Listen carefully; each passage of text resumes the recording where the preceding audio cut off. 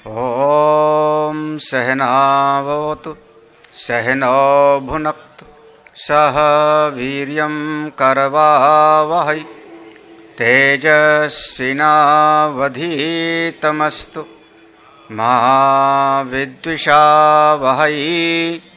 ॐ शान्ति शान्ति शान्तिः। अखण्डमण्डलाकारं व्याप्तं येन चराचरं तत्पदं दर्शितं येन तस्मै श्रीगुरवे नमः। अज्ञानतिमिरान्धस्य ज्ञानाञ्जनशलाकया चक्षुरुन्मीलितं येन तस्मै श्रीगुरवे नमः। गुरोर्ब्रह्मा गुरोर्विष्णु गुरोर्देवो महेश्वरः गुरोर्साक्षात् परं ब्रह्म तस्मै श्रीगुरवे नमः। त्वमेव माता च पिता त्वमेव बन्धोश्च सखा त्वमेव विद्या द्रविणं त्वमेव सर्वं मम देवदेवो। गजाननं भूतगणादिसेवितं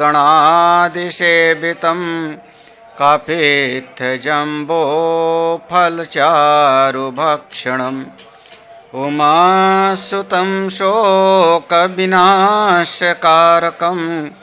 नमामि विघ्नेश्वरपादपङ्कजम्।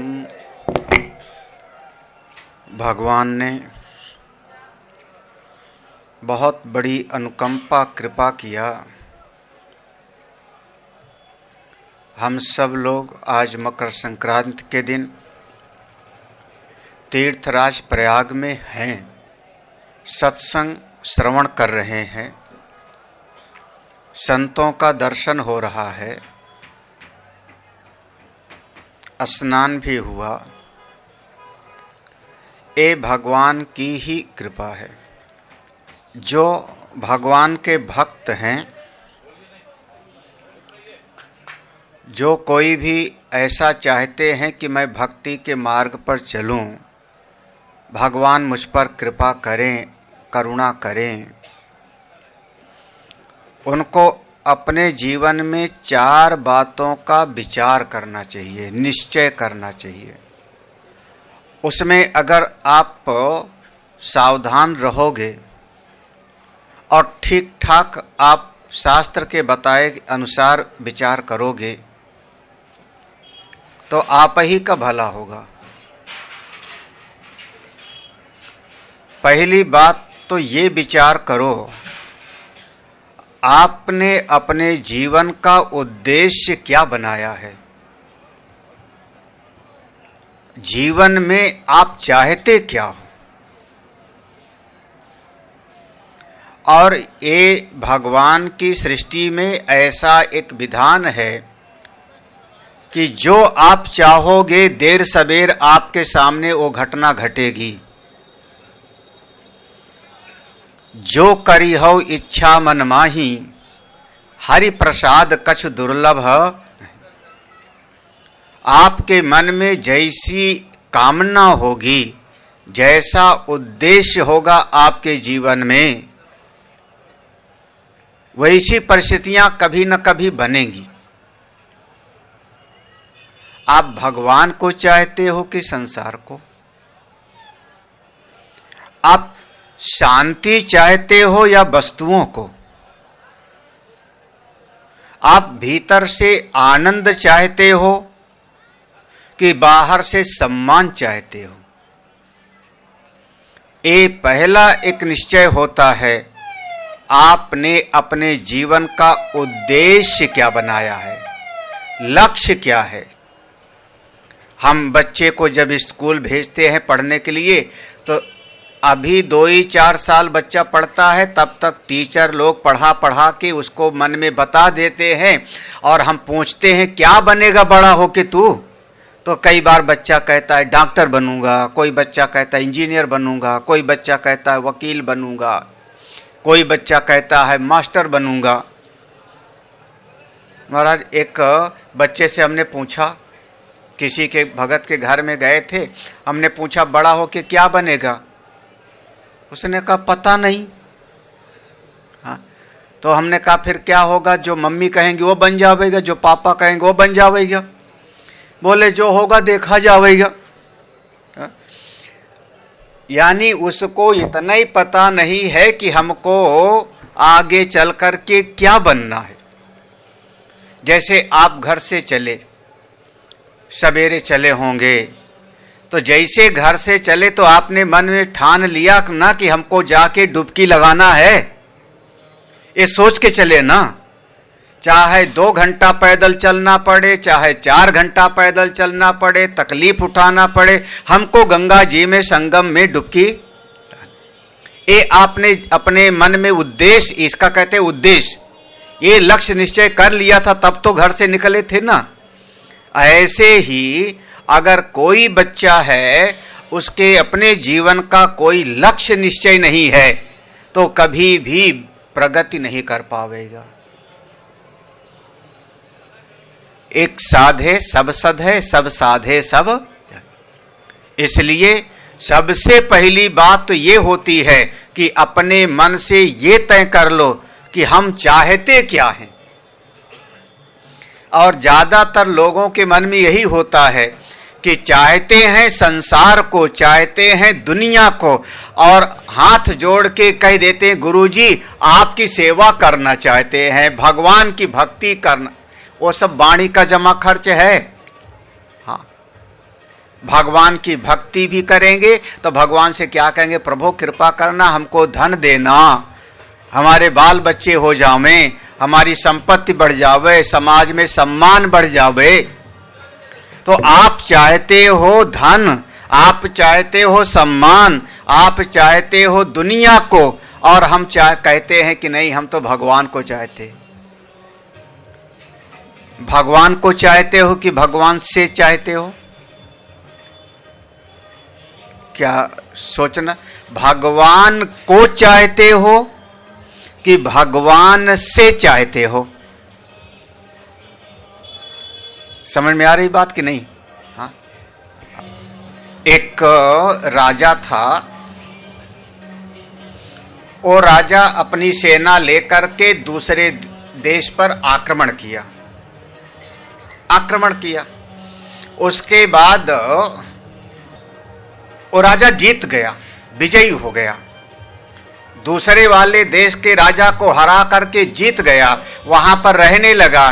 तो उसने अपना दूत भेजा अपने नगर पहले वाले में, हमारी जितनी रानियां हैं तुम उनके पास जाओ, उनको सूचना दे दो कि इस राज्य को हमने जीत लिया है, लेकिन नया नया राज्य है तो अभी थोड़ी व्यवस्था बनाने में समय लगेगा, तो 1-8 महीना के बाद हम यहाँ से व्यवस्थित करके तो लौट पाएंगे। और यहाँ पर बहुत सारा खजाना संपत्ति है, तुम रानियों को जो चाहिए, जिसको जो चाहिए, वो एक कागज पर अपना अपना चिट्ठी पर लिख करके दूत को दे देना। जितनी रानियां थी वो सब ने अपना कागज पर लिखा। एक रानी ने लिख दिया हमको 9 लखा हार चाहिए, दे दिया। दूसरी रानी ने कह दिया कि हमको बनारसी साड़ी चाहिए। तीसरी रानी ने कुछ और कह दिया। चौथी रानी ने कुछ और लिख दिया। ऐसे जितनी रानियां ने थी सब ने अपनी अपनी फरमाइश की लिखा। एक छोटी वाली रानी थी, उसने कागज लिया और कागज पर केवल गिनती का 1 लिख दिया, और गिनती का 1 लिख करके और दूत को दे दिया, जाइए हमारे स्वामी राजन को ये दे देना। अब वहां जब पहुंचा, दूत सब चिट्ठियां दिया। राजा ने जिसने जिसने जो जो मांगा था सब इकट्ठा किया। वो नौलखा हार ले आना, कपड़े ले आना, धन ले आना, संपत्ति सब इकट्ठा किया, और जिस पर एक लिखा था वो समझा नहीं क्या मतलब। और राजा वहां से जब वापस आया 1 महीने के बाद, सब लाद के आया, तो जिस रानी ने जो मांगा था, चिट्ठी में लिखा था, उस रानी के यहां पर अपने सेवक से उसको भेज दिया। उस रानी को हार दे देना, उस रानी को वस्त्र दे देना, उस रानी को ये चीज देना, उस रानी को ये चीज दे देना। जिस रानी ने चिट्ठी पर केवल 1 की गिनती लिखी थी, उस रानी के महल में वो चिट्ठी लेके राजा खुद पहुंचा। उस रानी ने स्वागत किया, आरती उतारी। राजा ने कहा, सबने तो कुछ कुछ मांगा था, तुमने तो 1 गिनती लिख दी थी, तुमको कुछ चाहिए नहीं था, हम समझे नहीं 1 का मतलब क्या हुआ, तुमने कुछ मांगा क्यों नहीं, 1 का मतलब क्या। रानी ने कहा, बस हमको तो 1 आप चाहिए, हमको कोई वस्तु की दरकार नहीं, इसीलिए हमने 1 लिखा था। 1 माने केवल मैं आपको, 1 आपको चाहती हूं, और आपसे कोई चीज मैं नहीं चाहती। राजा ने कहा, देवी, फिर जो रानी जो चाहती थी उसको वो मिल गया, और तुमको केवल 1 चाहिए, तो तुम्हारे महल में मैं रहता हूं। फिर राजा उसी महल में फिर रानी के साथ रहने लगा। अब बताओ कौन रानी ज्यादा समझदार थी? इस पार्टी वाली कौन ज्यादा समझदार थी? वही वाली, 1 वाली ना। तो आप लोग भगवान से क्यों चिट्ठी फरमाइश करते हो सवेरे सवेरे? सुख संपत्ति घर आवई, कष्ट मिटे तन का, शुरू करते हैं ना, ओम जय जगदीश हरे स्वामी जय, जो ध्यावे फल पावे, दुख बिन से मन का। तो आप लोग तो भगवान से फरमाइश करते हो, ये चाहिए, ये चाहिए, ये चाहिए। तो भगवान कहते हैं, तुमको ये चाहिए तो तुमको वो देंगे, तुमको वो चाहिए तो वो देंगे, तुमको वो चाहिए तो वो देंगे, जिसको जो चाहिए वो देंगे। लेकिन जिसको कुछ नहीं चाहिए उसको मैं खुद अपने आप को दे देता हूं। हाँ? निश्चय करो आपके जीवन का उद्देश्य क्या है, लक्ष्य क्या है। एकमात्र परमात्मा या संसार की चीजें, पहला जीवन का। कोई मीरा कभी कहती है, मेरे तो गिरधर गोपाल दूसरो ना कोई, मैं तो केवल एक कन्हई को चाहती हूं। और जिसको परमात्मा मिल जाए सारी सृष्टि फिर उसी की है। पहला लक्ष्य। दूसरा निश्चय, पहला निश्चय है कि हम चाहते क्या हैं। दूसरा निश्चय ये करना पड़ता है कि जब आपके मन में कोई लक्ष्य का निश्चय हुआ तो आप सलाह किससे लेते हो इसका भी तय करो। आपके सलाहकार कौन हैं? आप किससे राय लेते हो? आप सलाह लेने किसके पास जाते हो? जिसके सलाहकार अच्छे, सलाहकार माने राय देने वाला, जिसके सलाहकार अच्छे होंगे उसका जीवन तो अच्छा बनेगा, और जिसके सलाहकार अच्छे नहीं होंगे वो, आप सोचना, महाभारत के अनुसार दुर्योधन वीर था, कारण दानी है, कारण के जैसा कोई दानी नहीं हुआ, और दुर्योधन वीर भी है, साधारण पहलवान नहीं था, वो तो साक्षात हमारे बलराम जी का शिष्य है। लेकिन एक गड़बड़ी है, दुर्योधन का सलाहकार ठीक नहीं है। कौन है दुर्योधन का सलाहकार? थोड़ा मैं भूल गया, बताओ ना कौन है? आपको भी नहीं पता? शकुनी मामा ना। हाँ, ये मामा हमेशा ही समस्या पैदा करते थे।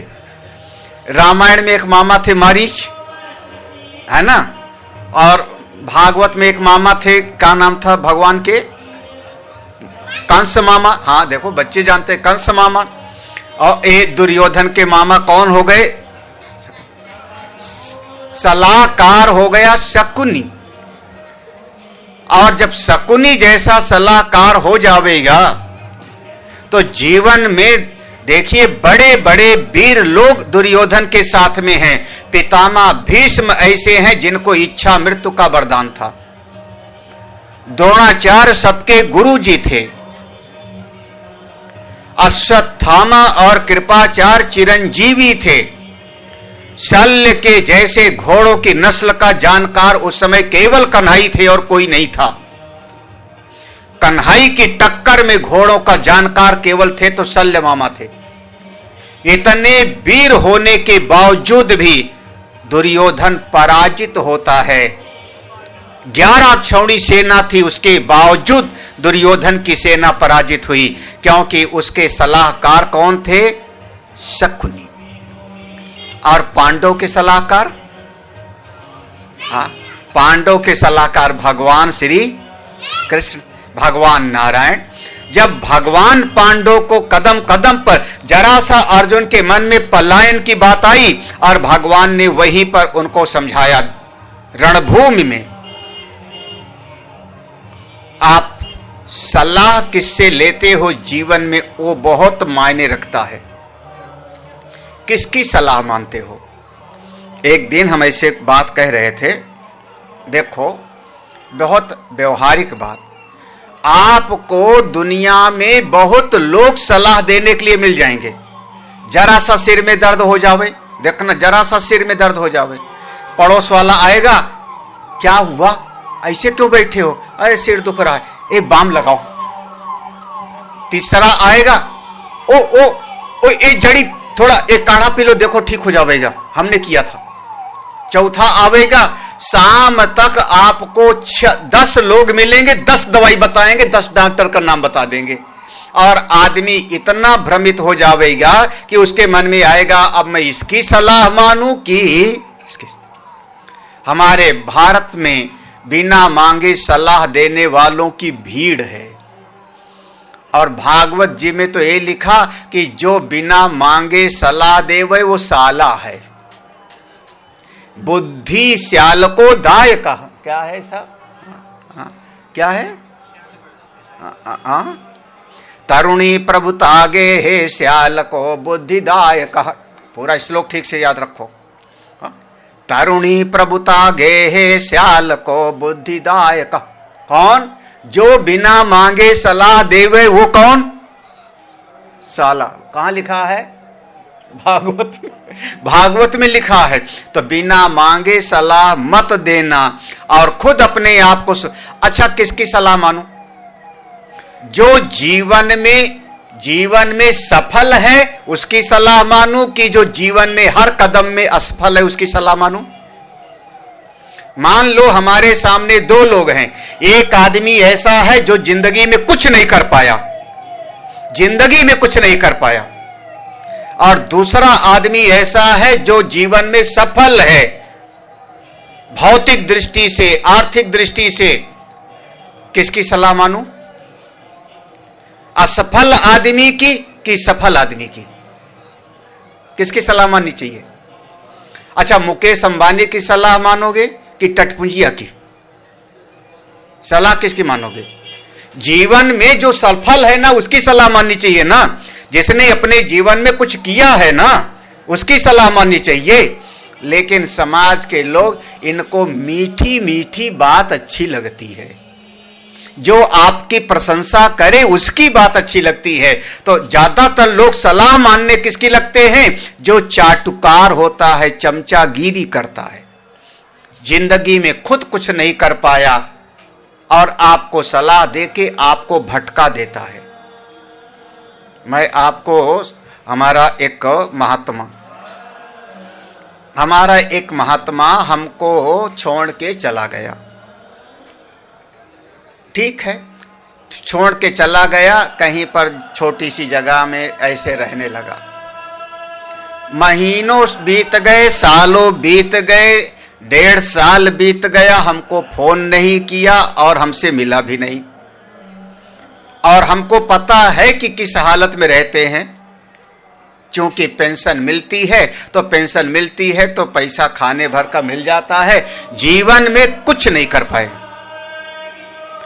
फिर उसके बाद दूसरा महात्मा हमको छोड़ के जब गया ना, तो वो वाला महात्मा उसको मोबाइल पर सलाह दे रहा था, और संयोग की बात वो मोबाइल मेरे पास था। अब बताओ क्या हुआ? जो जिंदगी में कुछ नहीं कर पाया, जिंदगी में कुछ नहीं कर पाया, वो सलाह देता है। महाराज, आपको निठल्ले लोगों की सलाह मत सुनो। आप सचिव वैद गुरु तीन, अभी भी रामायण की चर्चा रही थी ना, सचिव वैद गुरु तीन, जो प्रिय बोले भयास, राज धर्म तन तीन कर, होय बेगहीन। सचिव माने सलाह देने वाला। अगर आपको सचिव माने राजा का सचिव, सलाहकार, अगर भय के कारण, जैसे रावण के सलाहकार थे, माल्यवान की बात नहीं मानता रावण, किसकी बात मानता है? चाटुकारों की। जब आप असफल लोगों की सलाह मानोगे तो आप भी असफल होगे जिंदगी में। अगर सलाह माननी है तो किसकी? भले कड़वी लगे, भले अच्छी ना लगे हमको, लेकिन जिन्होंने जीवन में कुछ करके दिखाया है उनकी सलाह माननी है। बहुत मूल चीज है, मैं आपको बता रहा हूं, अगर समझ सकना तो। लेकिन समाज में जो हमको मीठा मीठा बोलता है, तुम बड़े अच्छे, तुम्हारे जैसा तो कोई हुआ ही नहीं, तुम्हारे पिताजी तुमको समझते ही नहीं ठीक से, गुरुजी भी नहीं समझते, तुमको दुनिया ही नहीं समझते, बस हम ही समझते हैं, तो 10,000 हमको दे दो। लो, मतलबी लोग इस जगत में, मतलबी लोग आपको बेवकूफ बनावेंगे, आपको ठगेंगे। बच के रहो संसार से, माया महा ठगनी हम। हाँ, एक पुरानी फिल्म का गाना था, बहुत पुरानी फिल्म, मीठी मीठी बातों से बचना जरा, दुनिया के लोगों में है जादू। किसी ने सुना है?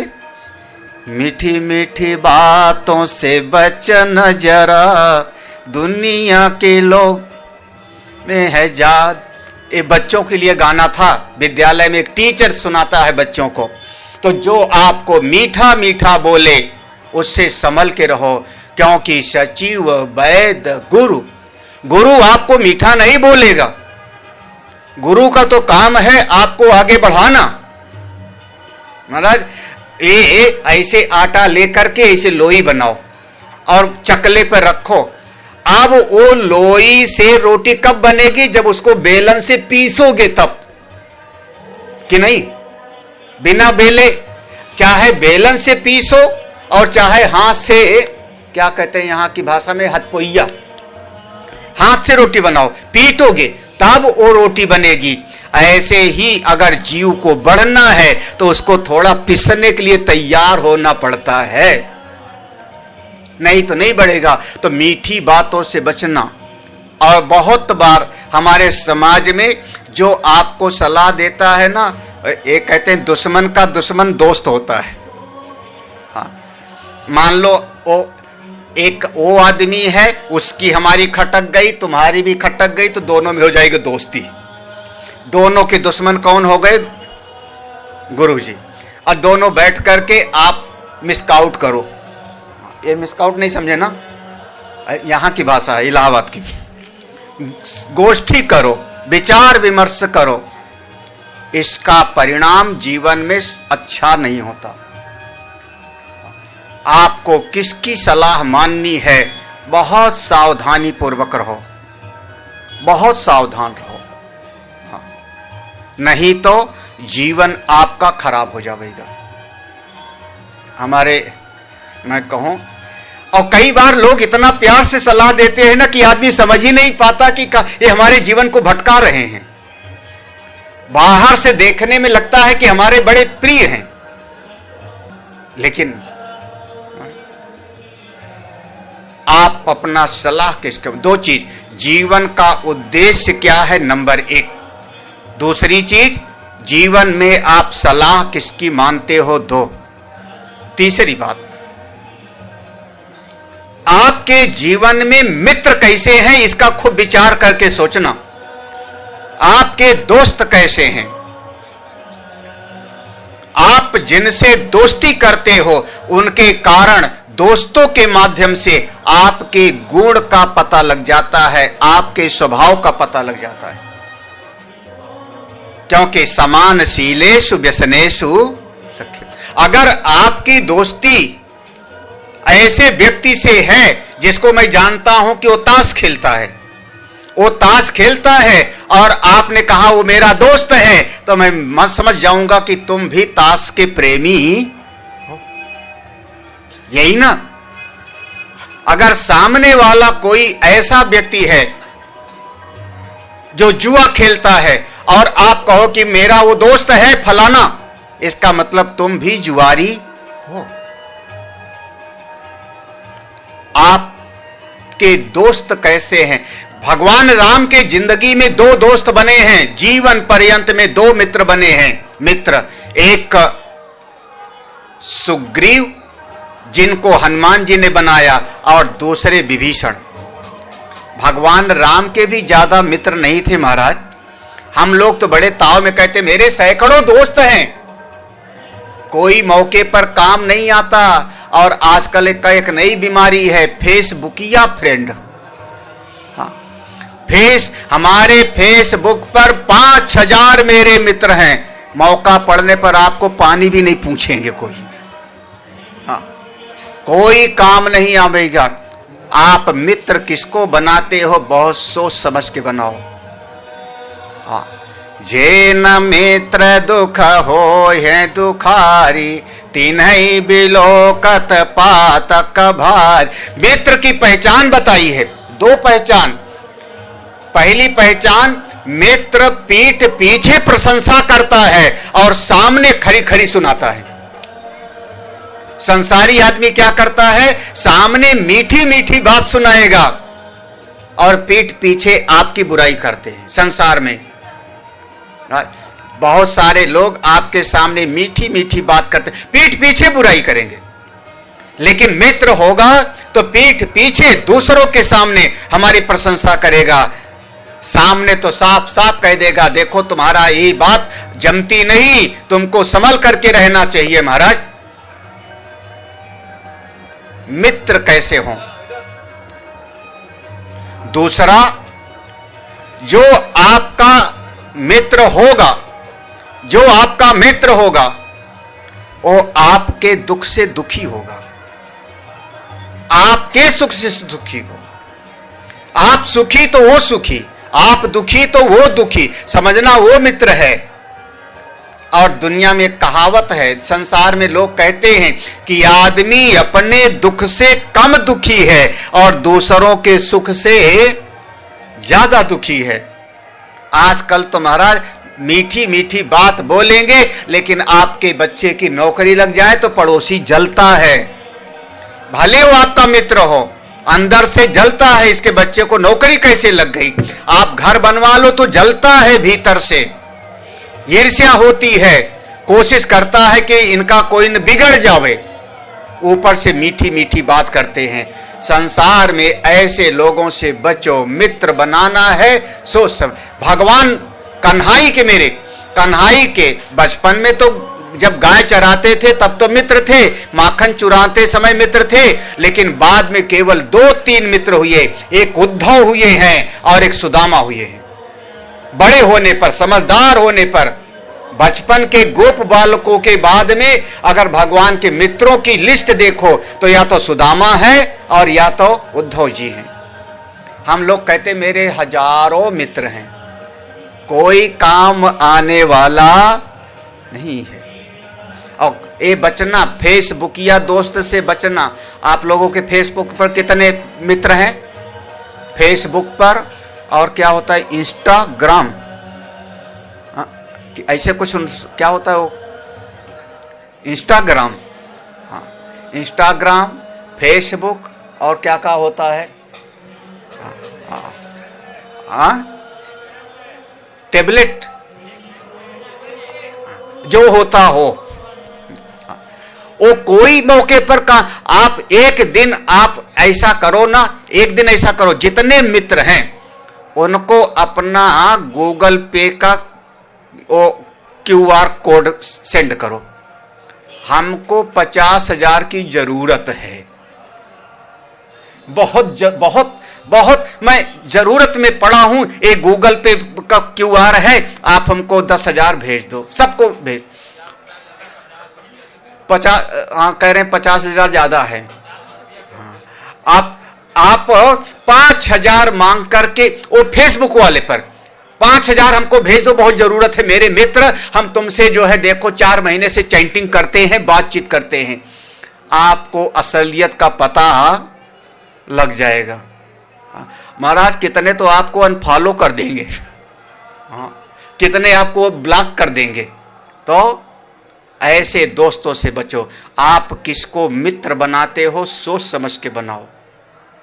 मित्र आपके कैसे हैं? जुआरी हैं, शराबी हैं कि भगवान के भक्त हैं? मित्रम धर्मे नियोजयेत। हाँ, सत्संगी के साथ मित्रता बनाओगे बेड़ा पार हो जाएगा। हम लोग तो भजन गाते थे, संतन के संग लागरी तेरी अच्छी। हाँ, मित्र किसको बनाते? 3 चीज हो गया।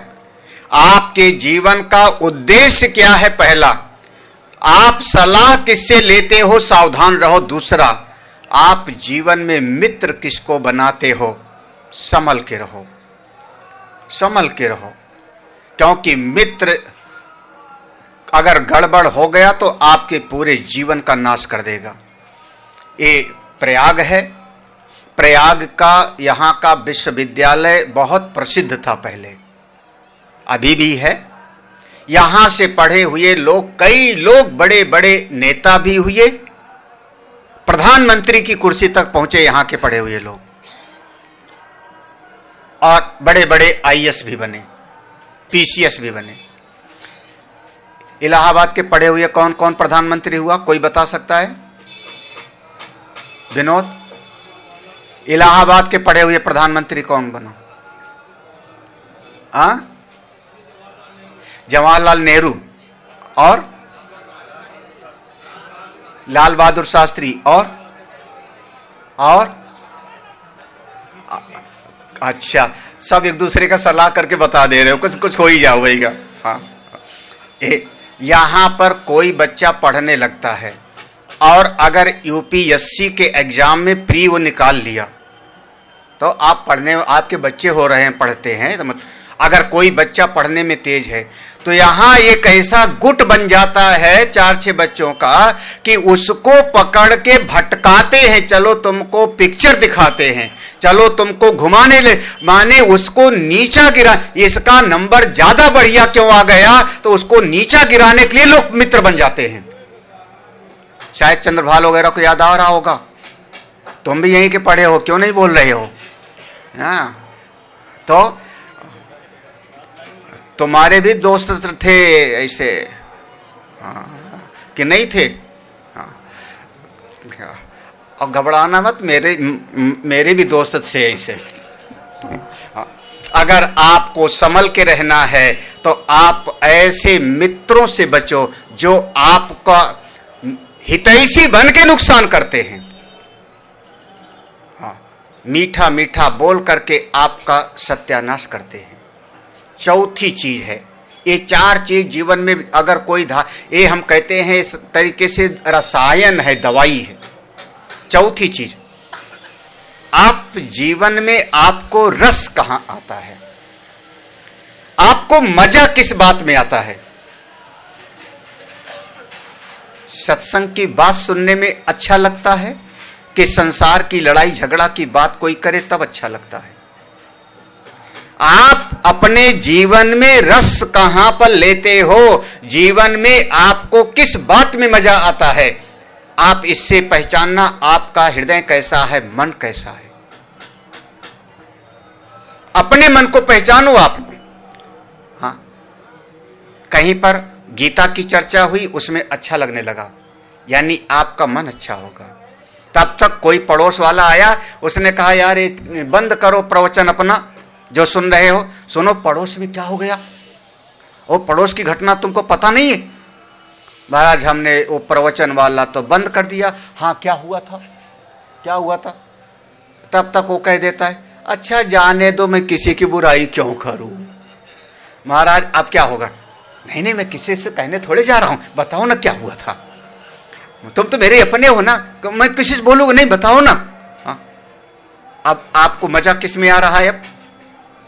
अब सब बातें एक तरफ, लेकिन इसने जो कहा था कि पड़ोस में क्या हो गया था, वो उसमें सारा का सारा रस आ रहा है। इसमें आपका मन सुखी हो रहा है, किसी की निंदा सुनने में, किसी की बुराई सुनने में।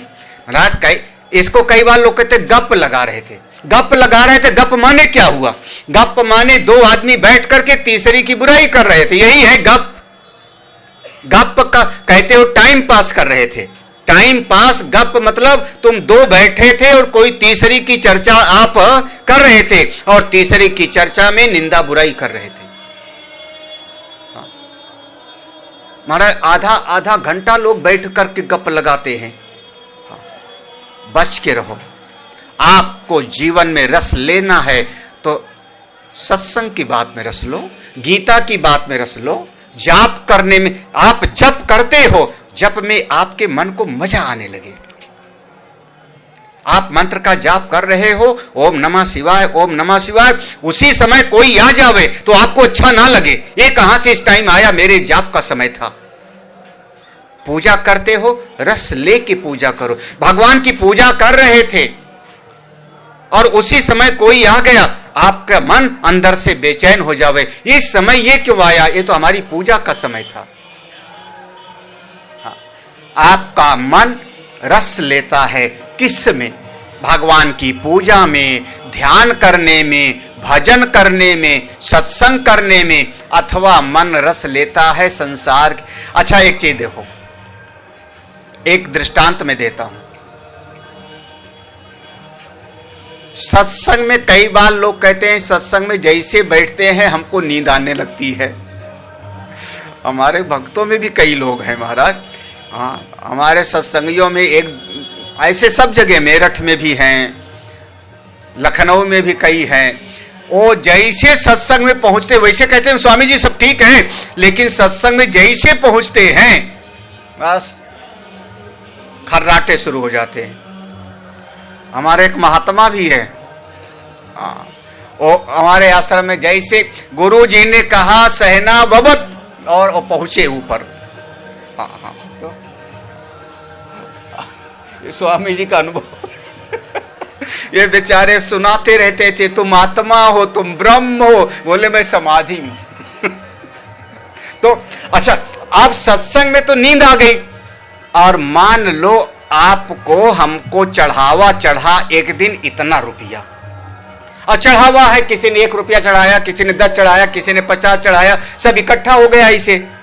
तो एक दिन हमने वो सारा रुपया एक डलिया तुमको दिया, और मैंने कहा 10 मिनट का टाइम है, जितनी नोट इसमें से छांट करके सेट कर लो, वो सब तुम्हारा। अब सो के दिखाओ आप। अब नींद आएगी किसी को? बस इतना कहा है कि जितना इसमें है, जितना गिन लोगे 10 मिनट में सब तुम्हारा। आप उस 10 मिनट में मोबाइल बजे तो बात करोगे?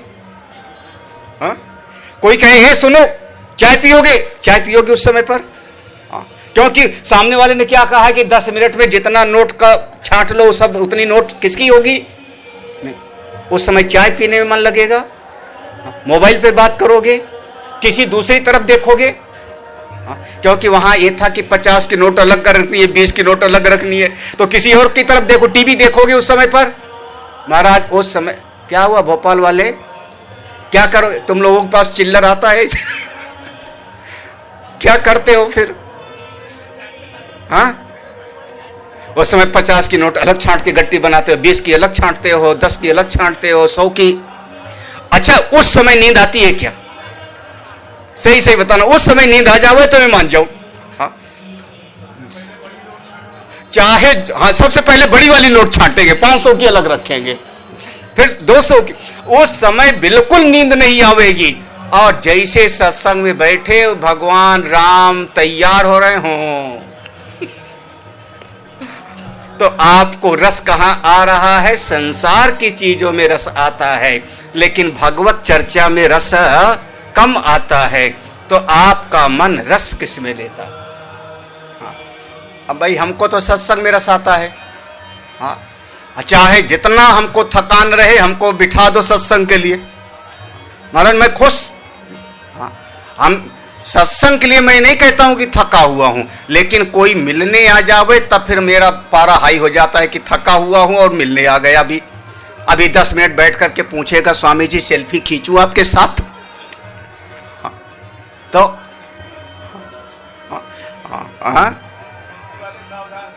अरे अब कोई थक के आया है बेचारा, और उस समय गुरु जी एक फोटो, अरे फोटो खींचनी है हरिद्वार आश्रम में आ जाओ, लखनऊ आश्रम में आ जाओ, जिस दिन आराम से बैठे हो खूब खींचो, 10 खींचो, 20 खींचो। हाँ, लेकिन नहीं, हमको तो बस अभी हाँ उसी समय सत्संग के लिए कोई सत्संग की बात पूछो, फिर देख लो आप। आप ये पूछ लो स्वामी जी बंधन किसको कहते हैं, मोक्ष का स्वरूप क्या है, ये जीव क्यों संसार में आ गया, फिर हमारी थकान कहां जाती है मैं जानूं। हमको रस आता है किसमें? सत्संग सुनाने में। हाँ, हम महाराज हमको सत्संग सुनाने में इतना अच्छा लगता है कि भले 4 ही लोग बैठे हों, 10 ही लोग बैठे हों, 400 बैठे हों, बस मैं पढ़ाना शुरू कर देता हूं, उसी में मजा आने लगता है। आप अपने मन को देखो, आपका मन किस में रस लेता है? किसी की निंदा करने में, सुनने में, किसी की चुगली करने में, दूसरे की बात करने में, या आत्मज्ञान की बात करने में? ये 4 चीज जो ठीक ठीक सावधान रहेगा अपने जीवन में, वो कभी मात नहीं खाएगा, वो जीवन में सफलता प्राप्त कर लेगा। ये मैं व्यासपीठ से कह रहा हूं, ये 4 चीज पर आप अगर सावधान रहोगे, जिंदगी में कभी पराजित नहीं होगे, क्योंकि परमात्मा आपका साथ देंगे। अपने जीवन का लक्ष्य बनाओ। किसको? तो आप कहा कि उस एक तत्व को जान के ही हमको जाना है, बिना उस अक्षर तत्व को जाने इस जगत में मुझको नहीं जाना है। हम तो बार बार जन्मने मरने से बचना चाहते हैं। जन्मत मरत दुषाह दुख होई। अब क्या ये क्या जिंदगी है? क्या जिंदगी है महाराज? बचपन से बस रोना ही रोना सीखा है हमने। बचपन पैदा हुए तो रोए, इंजेक्शन लगाया तो रोए, बुखार हुआ तो रोए, पेट दर्द हुआ तो रोए, खिलौना मिला नहीं तो रोए, और मिल गया तो जरा से मुस्कुराहट हुई और भाई ने तोड़ दिया तब रोए। जिंदगी में कितनी बार रोए हो? अगर कोई एक आदमी बता दो कि आप जीवन में कितनी बार रोए हो, मैं आपका गुलाम बन जाऊं गिनती करके। 10,000, 50,000। जिंदगी में केवल रोने रोना रहा है। थोड़ा सा सुख कैसे एक बिजली की धारा के जैसे, जैसे बिजली चमकती है आकाश में, चारों तरफ रोशनी हो जाती है, अगले क्षण घना अंधेरा हो जाता है। सुख ऐसे बिजली के चमकने के जैसा होता है, और संघर्ष रोना ज्यादा होता है। क्या इसी दुनिया में हमको फिर आना है? फिर से हम गर्भ में जाएंगे, फिर से हम पैदा होंगे, फिर से वही इंजेक्शन। मैं हमेशा कहता हूं कैमरा लेकर के किसी स्कूल के सामने खड़े हो जाओ, प्राइमरी स्कूल के सामने, LKG अपर KG जहां पर पढ़े। जब बच्चे को स्कूल में लेके माँ आती है, तब बच्चे का चेहरा आप अपने फोटो ले लो। बच्चे का चेहरा मरा मरा सा होगा, और अंदर माँ कहती जा, और वो बच्चा 4 बार मुड़ के देखता है मम्मी। देखना आप महाराज, मतलब स्कूल जाने में उसको अच्छा, और उसके बाद आप कैमरा लिए खड़े रहो वहीं पर। उसी दिन प्रिंसिपल वहां का स्कूल का घोषणा करे कि बहुत बड़ा आदमी मर गया, आज स्कूल की छुट्टी। उसके बाद जब बच्चे निकलते हैं तब फोटो लो आप। बच्चे को कब बच्चे के चेहरे पर आनंद कब था? जब स्कूल में जा रहा था कि जब वहां से छुट्टी हो गई थी तब? हाँ, अरे महाराज, हम लोगों का गाना था, बस्ता उठाए कल छुट्टी परसों आना, चना भुजा कर लेते। तो क्या मजा आता। जैसे छुट्टी हुई उस दिन ब्रह्मानंद मिलता था महाराज।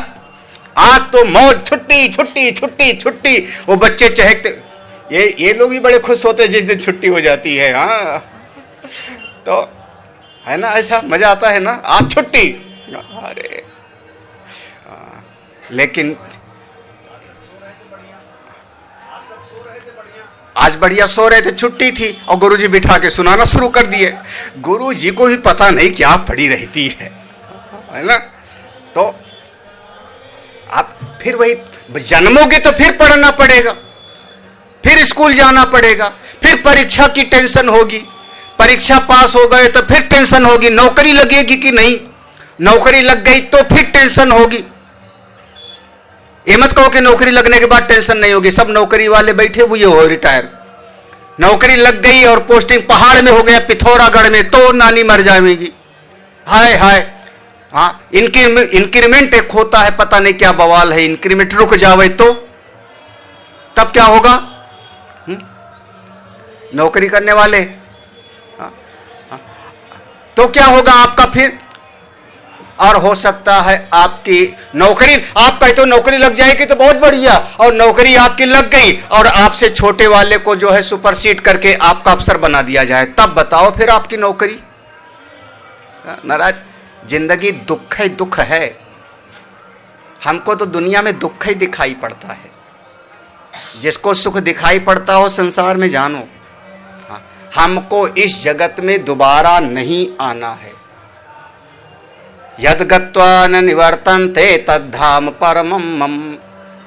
इस संसार में भर पाए खूब, भर पाए खूब। अब हमको इस जगत में नहीं आना है। यही मेरे जीवन का उद्देश्य है। जन्म मृत्यु से छुटकारा, शोक मोह से छुटकारा, आने और जाने से छुटकारा, इसी का नाम होता है मोक्ष। मैं तो मोक्ष चाहता हूं। अब हम छोटी मोटी चीजों में प्रसन्न होने वाले नहीं हैं। मेरे जीवन का उद्देश्य मुक्ति है, मोक्ष है। हम भर पाए जन्मते मरते, और मोक्ष की प्राप्ति के लिए सलाह लेंगे गुरु से, संत से। संसार के आदमी जो स्वयं दुखी है, आपको सुख का रास्ता कैसे बता सकते हैं? अगर संसार के लोगों को सुख का पता होता तो खुद सुखी होते थे ना। बड़ी दुनिया की बड़ी विचित्र घटनाएं होती हैं। एक परिवार में नए नए लड़के की शादी हुई, बहू आई पढ़ी लिखी डॉक्टर, बहुत विद्वान, खूब पढ़ी लिखी। अब जब घर पे आई, अपना घूंघट काढ़े, और कई बार राजस्थान वगैरह में देखो तो घूंघट कितना काटते हैं, इतना। अब और आ गई फुफिया सास, आ गई चचिया सास, आ गई। कौन सी सास होती है? तो जो माँ होती है वो ऐसे घूंघट, फुफिया सास है, आशीर्वाद ले, और वो ऐसे करके ऐसे ऐसे आशीर्वाद लेती है। तो वो बगल वाली फिर कहती, सुखी भव, दूधो नहाओ, चिरंज।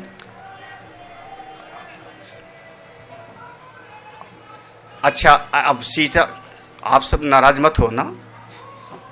हम पूछे चुपके से, बुआ, फुफिया सास है ना, तो बुआ तुम सुखी हो?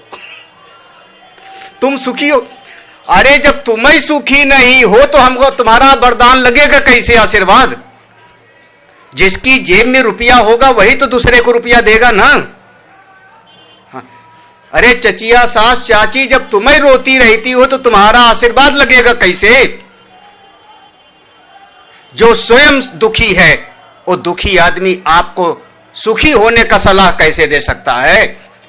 जो स्वयं अपने, मैं कह रहा हूं, अपने परिश्रम में 10 बार परीक्षा में बैठा और फेल हो गया, वो कोचिंग चलाता है।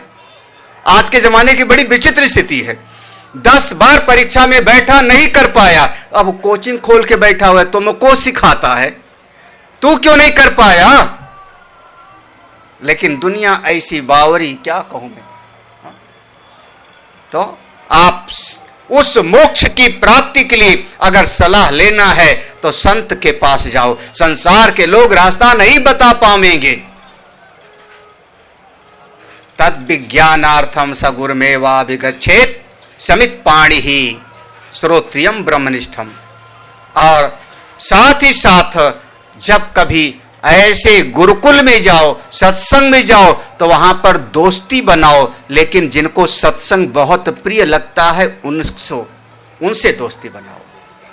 अपने जीवन में ये 4 चीज का ख्याल रखोगे कि आपके जीवन का उद्देश्य क्या है, आपके जीवन में सलाहकार कौन है, और आप अपने जीवन में मित्र कैसे बनाते हो, और अपने जीवन में रस कहां लेते हो। ये 4 चीज अगर सावधान रहोगे तो आप बहुत अच्छे बनोगे, भगवान की कृपा मिलेगी।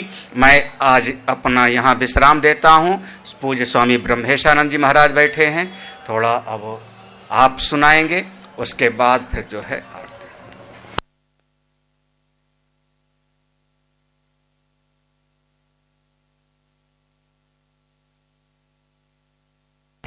किसी ने त्रिवेणी स्तोत्रम लिख के दिया है। अच्छा, मुक्ता मयालंकृत मुद्रवेणी, हाँ छंद देखना पड़ेगा ना।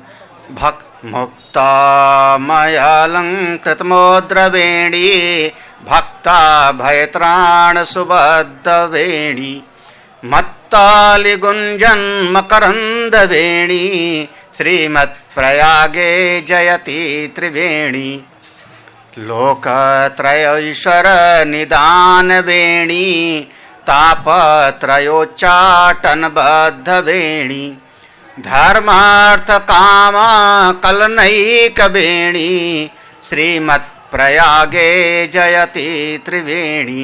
माँ भगवती संगम का त्रिवेणी की स्तुति हो गई, बहुत बढ़िया।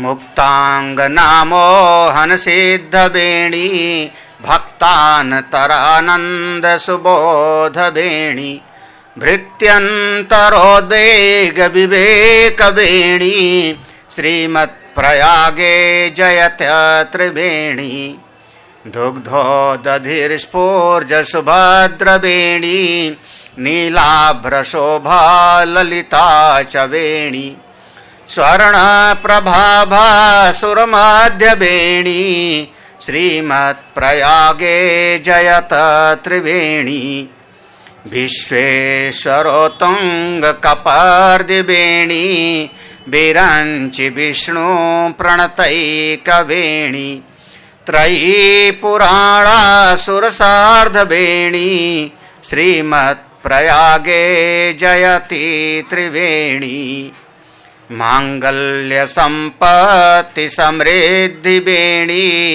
मात्रांतरंत्यस्त निदान वेणी परंपरा पातकहारि वेणी श्रीमत् प्रयागे जयति त्रिवेणी निमज्जोन्मज्ज मनुष्य वेणी त्रयोदयी भाग्य विवेक वेणी विमोक्त जन्मा विभवैक वेणी श्रीमत् प्रयागे जयति त्रिवेणी सौंदर्य वेणी सुरसार्ध वेणी माधुर्य वेणी महनीय वेणी रत्नैक वेणी रमणीय वेणी श्रीमत् प्रयागे जयति त्रिवेणी सारस्वताकार विधात वेणी कालिंद कन्यामय लक्ष्य वेणी भागीरथी रूप महेश वेणी श्रीमत् प्रयागे जयति त्रिवेणी श्रीमद् भवानी भवनैक वेणी लक्ष्मी सरस्वत्यभिमान वेणी माता त्रिवेणी त्रैरत्न बेणी श्रीमत्प्रयागे जयति त्रिवेणी। पूज्य स्वामी ब्रह्मेश्वरानंद जी महाराज। ओ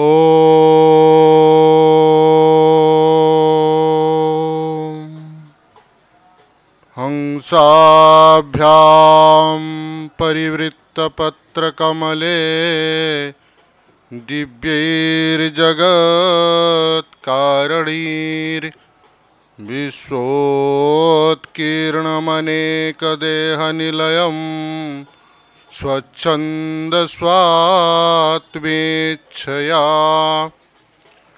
तत्तत् योग्यतया स्वदेशिकतनुं भावैकदीप्ताङ्कुरं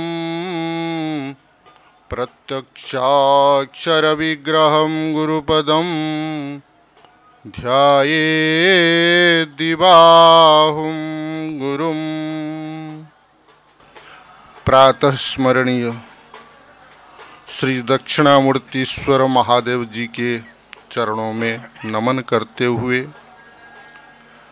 मंच पर विराजमान अनंत श्री विभूषित विद्वद वरेण्य वंदनीय अर्चनीय परम पूज्य महामंडलेश्वर महाराज श्री जी, समुपस्थित सभी यतिवृंद और श्रद्धालु भक्तगण, माताओं, बहनों और भाइयों, आज ऐसा एक दिन था, कहते हैं कि 144 साल बाद आया है। अति पुण्यजनक त्रिवेणी माता के गोद में जाकर वहाँ हम सभी स्नान आदि करके आगमन के पश्चात किसी ने मेरे को यह त्रिवेणी स्तोत्र हाथ में दे दिया और मैंने सोचा माँ त्रिवेणी की यह कृपा है, प्रेरणा है, इसलिए मेरा कर्तव्य जो बना कि महाराज श्री जी के हाथों में दूं और महाराज जी पाठ करके सब कुछ श्रवण कराए, क्योंकि श्रुतम हरति पापानि, हमारे जो आर्ष ग्रंथ, आर्ष स्तोत्र मतलब ऋषि प्रणीत प्राचीन स्तोत्र हो, ग्रंथ हो, उसमें शक्ति निहित है, विष्णु सहस्रादि नाम जो जैसे ही। इसी तरह यह जो स्तोत्र है, इसी प्रकार यह भी हमारी समृद्धि के कारण है। आज के दिवस में इसका पाठ करना बहुत पुण्यदायक है। अब जैसे कि आप हम सब जानते हैं, वेदांत आश्रम का लक्ष्य उस एक अद्वितीय परब्रह्म परमात्मा में सबको पहुंचाना है, पर उससे पहले चित्त शुद्धि की साधना की आवश्यकता है। उसी चित्त शुद्धि की साधना की दिशा में आप सभी को महाराज श्री अग्रसर करा रहे हैं। एक कोई व्यक्ति था, किराए पर अपने मकान देता था। जो किराया लेने के लिए आता था उसके पास 3 शर्त रखता था। पहला कि जितने दिन के लिए एग्रीमेंट होगा और तुम निवास करोगे तो मेरे कमरे को रोज स्वच्छ रखना, गंदगी होने नहीं देना और मास के अंत में किराया पेमेंट कर देना। और जब मेरी नोटिस आ जाए फिर कमरा छोड़ने के लिए, मकान छोड़ने के लिए तैयार हो जाना।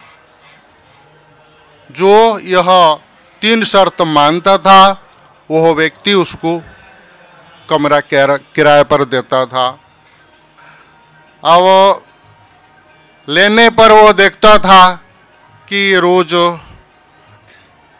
सफाई करता है कि नहीं, स्वच्छ रखता है कि नहीं, और देखता है वह व्यक्ति शर्त के अनुसार ठीक कर रहा है। फिर आगे महीना की समाप्ति में और किराया ठीक देता है कि नहीं, वो यदि उस नियम को पालन करता है तो बहुत अच्छा कहता था। और आखिर 5 साल या 10 साल के लिए जो एग्रीमेंट होता था उसके अनुसार जो नोटिस आ जाने पर वो अपनी तैयारी कर लेता था तो बहुत खुश होता था। आखिर वो जो जाता था उसको बहुत प्रशंसा करता था और कहता था अगर आगे आपको ज़रूरत पड़े कोई बात नहीं, आ जाना, आपको बिल्कुल ही मिल जाएगी बढ़िया कमरा में। ठीक उसी तरह से हम जिस कमरे में रह रहे हैं, कमरा के मतलब तो आप समझते ही है, नवद्वारे पुरे देही नैव कुर्बन्न कारयन, ये जो है ये कमरा ही है। और इस कमरा में हम लोग रहते हैं, इसके लिए भी परमात्मा के 3 शर्त ही हैं। एक है इस कमरे को स्वच्छ रखना। किस प्रकार स्वच्छ रखा जाए? जो वेद विहित या स्मृति विहित जो कर्म है, कर्मों के द्वारा, नित्य कर्मों के द्वारा, गुरुपदिष्ट कर्मों के द्वारा, जैसा भी गुरु कहें इसी तरह से रोज स्वच्छ की व्यवस्था करनी चाहिए। और महीने के अंत में किराया पेमेंट उसको कहते हैं कि हमेशा नाम जप करो। कलयुग में विशेषतः नाम जप की प्रधानता दी गई है। अगर कोई व्यक्ति नाम ठीक ठीक जप करता है, अपने इष्ट नाम जैसे ही गुरु प्रदत्त मंत्र उसका जप करता है तो उसके मासिक किराया पेमेंट हो जाता है। और आखिर शर्त, क्योंकि हम मुमुक्षु है, गुरु से बचपन से भी यह आदेश उपदेश प्राप्त करके चलने वाले व्यक्ति, वो जो आखिर उपदेश अवश्य ही पालन कर लेगा। वो क्या है कि परमात्मा की नोटिस। परमात्मा की नोटिस क्या है, कैसे समझे? वो जो वार्धक्य का श्रृंगार, वार्धक्य के श्रृंगार समझ पाए कि जो दाढ़ी वगैरह सब पाकना, केस पाकना और झुर्रियाँ पड़ना, ये सब वार्धक्य श्रृंगार, तमाम श्रृंगार है। इसको समझ, भले ही काला करे कुछ भी करे, किंतु श्रृंगार को तो समझ जाए। और शारीरिक जितनी क्रियाएं जवानी में अच्छी तरह से होती रहती और वह क्रियाएं बाधा पड़ती है बुढ़ापा में, यह परमात्मा की नोटिस समझ करके मन से ही तैयार हो जाना। तो तैयार होने के पश्चात और जो पहले से सौभाग्यवशत गुरु के सानिध्य लाभ करके आगे बढ़ने के लिए और तैयार है, और वह क्या करेगा कि यह शरीर अतीत जो परमात्मा है उसका ही चिंतन करते रहेगा, स्वाध्याय करते रहेगा। इसीलिए महाराज श्री जी कह दिए हैं कि इसमें और क्या कि स्कूल आदि में से लेकर यानी वैराग्य की बात कही गई है कि अगले जन्म जो हमको मिलेगा यही मनुष्य जन्म मिलेगा, उसकी कोई निश्चितता नहीं है। हमारे कर्म की बहुलता के अनुसार वह परमात्मा हमें वह जन्म देंगे। कोई ऐसे व्यक्ति थे, महापुरुष थे, उनको भी अगले जन्म मगरमच्छ मिला। कहा नहीं जा सकता है, हम इतने पुण्य करते हैं, इतना कुछ करते हैं, हमें और वह जो जन्म मनुष्य जन्म और श्रेष्ठ जन्म सूची नाम श्रीमताम गे है, ये सब हो सके। गुरु की कृपा रहने से सब कुछ हो सकता है, गुरु कृपा से, गुरु के आदेश उपदेश अनुसार चलने से गुरु कृपा करेंगे। और जय सद्गुरु ईश्वर प्रापक है, भव रोग विकार विनाशक है, ऐसे जो है गुरु की महिमा है। तो फिर भी अब गुरु के जो है साधन, जो वेदांत के साधन, कल या परसों प्रातःकालीन स्वाध्याय में आप लोगों ने देखा, हम सब ने देखा, महाराज के पास कोई भी नीरस नहीं है। लोग कहते हैं वेदांत नीरस शुष्क है, परंतु महाराज के पास वो नहीं चलेगा, क्योंकि उपनिषद में कह दिया गया है रस वही सह, रस वही सह। तो महाराज के पास वो नीरस कैसे हो सकता? कितने सरस, कितने अति स्पष्ट रूप से महाराज एकत्व ज्ञान की धारा आप लोग को दिखाते हैं। यानी एक कर्म, उपासना और ज्ञान, कर्म के बाद उपासना, उपासना कैसे करें? उपासना से ही शुरू हो जाती है एकत्व भावना। कैसे? इस रहस्य को मैं पहली बार महाराज श्री जी से सुना, इसी ऐसा मैं किसी से सुना नहीं था। यही है गुरु परंपरा का ज्ञान कि दो वर्ण की संधि, जैसे व्याकरण में दोनों समसनम समास, समसनम अर्थ एकत्वकरणम, एकीकरणम माने दोनों पद को एक करना या तीन पदों को एक करना, एकीकरण ही समास का काम है। यानी समास में पदों का कार्य होता है और संधि में वर्णों का कार्य होता है। तो दोनों वर्णों की जो संधि है और पूर्व वर्ण उत्तर वर्ण, उन दोनों का जो मिलन होता है और दोनों वर्णों में जो है जो अलग अलग भावना दूर करने के लिए, एकत्व भावना लाने के लिए अपना अपना जो है त्याग, कुछ त्याग करना पड़ता है, तभी जाकर हो सकता है। इसलिए संसार में हम क्या खोएंगे क्या पाएंगे? जो मिथ्या वस्तु को खोएंगे और जो सत्य वस्तु को प्राप्त करेंगे, यही वेदांत का ध्येय है। धीरे धीरे आपको वह एकत्व भावना आगे लेकर के वह परमात्मा तक पहुंचाएगा। इसीलिए श्रवण जरूरी है, अति जरूरी है श्रवण। श्रवण में क्या होता है? इन सकल वेदांत वाक्यों का प्रत्येक अभिन्न ब्रह्म में ही तात्पर्य अवधारण करना, कि आपके पास जो उपनिषद राशियां हैं, तो उपनिषद राशि, सकल उपनिषद में एक ही बात बतलाया गया है कि एक अद्वितीय, सदैव सौम्य इदम अग्र आसीत एकमेवा अद्वितीयम, ऐसा कहा गया है। वो एक अद्वितीय ब्रह्म, वो सभी के आत्मा से अभिन्न है। आप उसको अपने स्वरूप के रूप में जानेंगे। वह कैसे जानेंगे, किस तरीके से जानेंगे, और वह सब जो है श्री गुरु की कृपा से और सानिध्य से, मुख से, श्रवण से ही जानेंगे।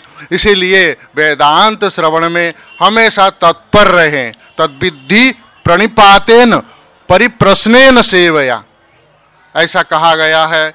तो इसलिए अब हर वेदांत वाक्य जो है एक ब्रह्म को, एक अद्वितीय ब्रह्म को बतलाते हैं। वो जो सभी के आत्मा से अभिन्न ही है, उसको ही बतलाते हैं। तब किस रूप से वो बतलाते हैं? तो किसी भी वाक्य को आप ले लेंगे। कोई वाक्य तो होता है जीव स्वरूप बोधक परक, कोई वाक्य होता है ब्रह्म स्वरूप बोधक वाक्य, कोई वाक्य ऐसा होता है जीव ब्रह्म की एकता बोधक वाक्य। उन सब वाक्यों का तात्पर्य अवधारण करेंगे। जैसे मेला क्षेत्र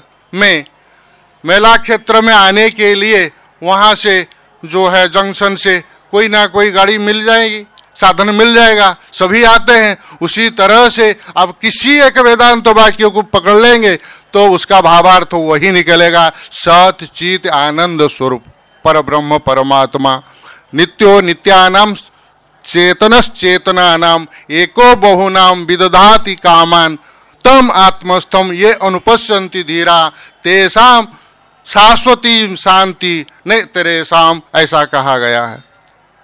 तो इस वाक्य में कहा गया है कि नित्यो नित्यानाम, यानी यह जो जगत है, जगत की वास्तविक सत्ता नहीं है, जगत अनित्य है, जिसको हम मिथ्या शब्द से कहते हैं।